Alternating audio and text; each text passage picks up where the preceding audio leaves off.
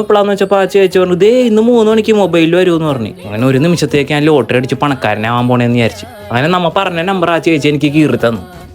Lottery എടുത്തിട്ടുണ്ട്. ഇന്ന് 3 മണിക്കാണ് ഇതിന്റെ നറുക്കെടുപ്പ്. അടിച്ചാൽ ആ ഫോളോവേഴ്സിന് ഇതിൽ നിന്നൊരു ഓഹരി കിട്ടും. അടിച്ചാൽ ഞങ്ങൾക്ക് പകുതി നിങ്ങൾക്കും കിട്ടും. അടിക്കുമെന്ന് അറിയാൻ പാടില്ല. പിന്നെ 3 മണിക്കാണ് ഇതിന്റെ നറുക്കെടുപ്പ്. 3 മണിയാവാൻ കാത്തിരിക്കാം. അങ്ങനെ ഞാൻ വെറുതെ ലോട്ടറി അടിച്ച് പണക്കാരനെ അതൊക്കെ അങ്ങാടി നടന്ന് സ്വപ്നം കണ്ട്. വോട്ടിനൊരു 80 ലക്ഷം രൂപയൊക്കെയാണ് നമുക്ക് വാങ്ങാം. ആ സമയത്ത് ഒരു പ്രാവിനൊക്കെ ഉണ്ട്. പ്രതീക്ഷയുടെ വെള്ളരി പ്രാവുകളാന്ന് ഞങ്ങൾ വിചാരിച്ച്. ലോട്ടറിയുടെ നറുക്കെടുപ്പ് 3 മണിക്കാണ്. അതുവരെ ഇവിടെ എങ്ങനെ ഇരിക്കുമെന്നും പറഞ്ഞ് ഞങ്ങൾ നടന്ന് ഞങ്ങൾ തിയേറ്ററിന്റെ മുമ്പിലെത്തി. പിന്നെ ഒന്നും നോക്കിയില്ല, ആ സിനിമ അങ്ങിരുന്ന് കണ്ട്. സിനിമ ഇറങ്ങിയപ്പോൾ 2 മണിക്കൂറായി. അപ്പോൾ ആ സമയം പോയത് അറിഞ്ഞില്ല. അപ്പോൾ നമുക്ക് ഓൺലൈനിൽ നോക്കാം. ഇതാണ് ഞങ്ങളുടെ ടിക്കറ്റ് നമ്പർ.